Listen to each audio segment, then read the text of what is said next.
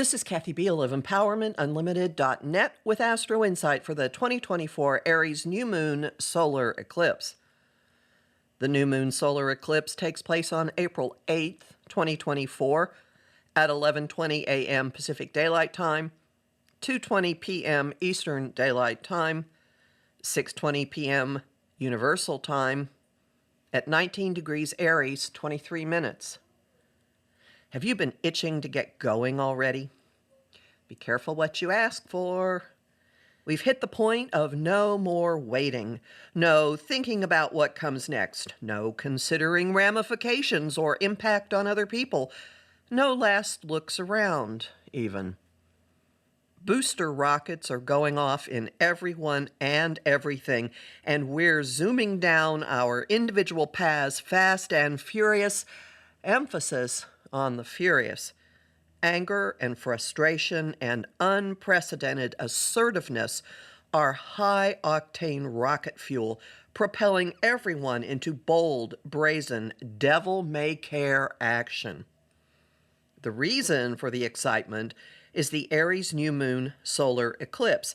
It's the most powerful in this year's 4 eclipses, with totality over north-central Mexico, across the United States from Texas to New England, and into far northeastern Canada.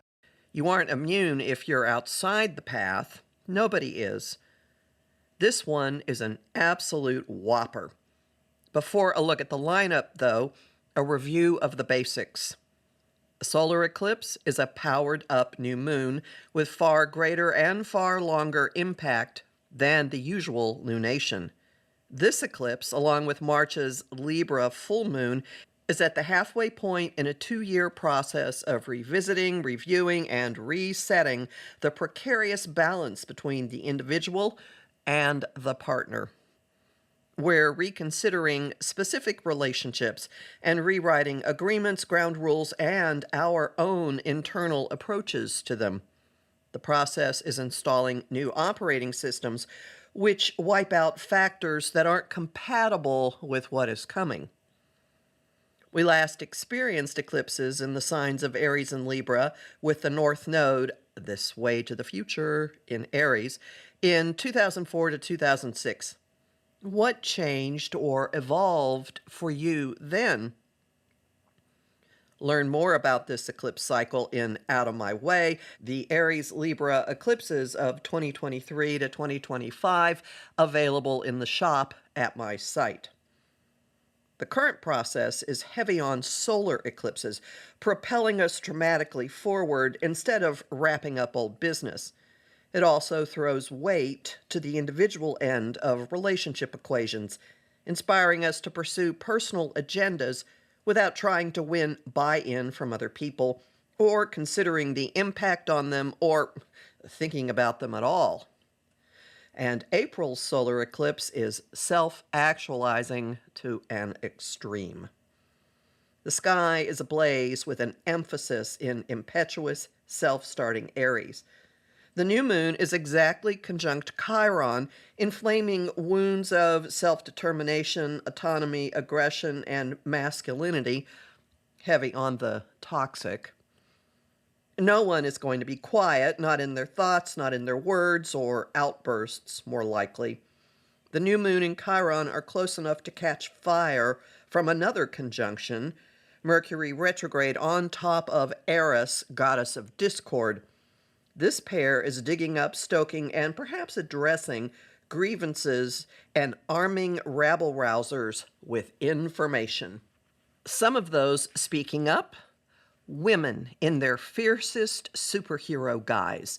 Venus, their representative, as well as ruler of our social mode and values, is a few days into Aries, where she has taken on warrior huntress garb.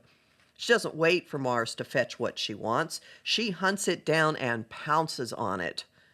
And what she, which is to say each of us, wants is agitatingly self-indulgent. We're all feeling friction from her uncomfortable semi-sextile to Jupiter. It's nagging us about wanting more. The discomfort could trigger overcompensation, going really big for something, as if a child is pestering you for something again and again and again and again until you snap, okay. And yet, the sky is imposing limits on how far we can go just yet. As much as you have incentive to hurtle into a bold, exciting future, you also have incentive to act cautiously, maturely as well.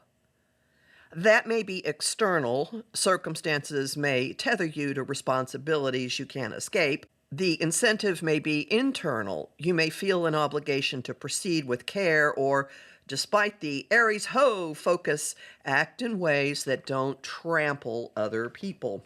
The reason is Mars, ruler of Aries, this moon and our actions, is conjunct Saturn, planet of order, the status quo, limits, structure, accountability, adulting. In other words, pretty much the antithesis of both Mars and Aries.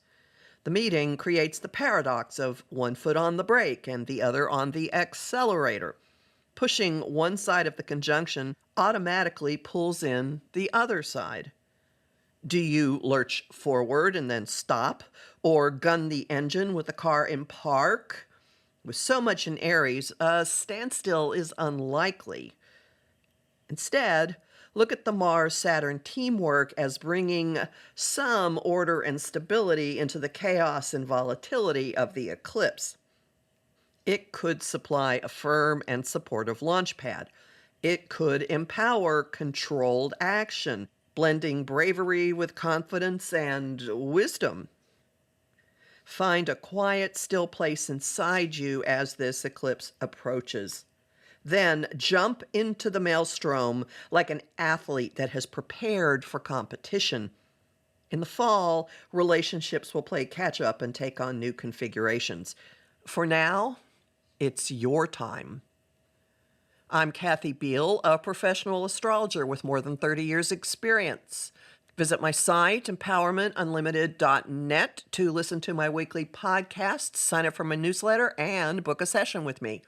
I have lots of bonus content at patreon.com/Kathy Biehl, and I'm really grateful to the people who support my work there. I host the show Celestial Compass on Om Times Radio and TV at 5 p.m. Eastern on the first and third Monday of every month. I also host lively conversation on Facebook on the page Empowerment Unlimited and in the group The Astro-Insight Lounge.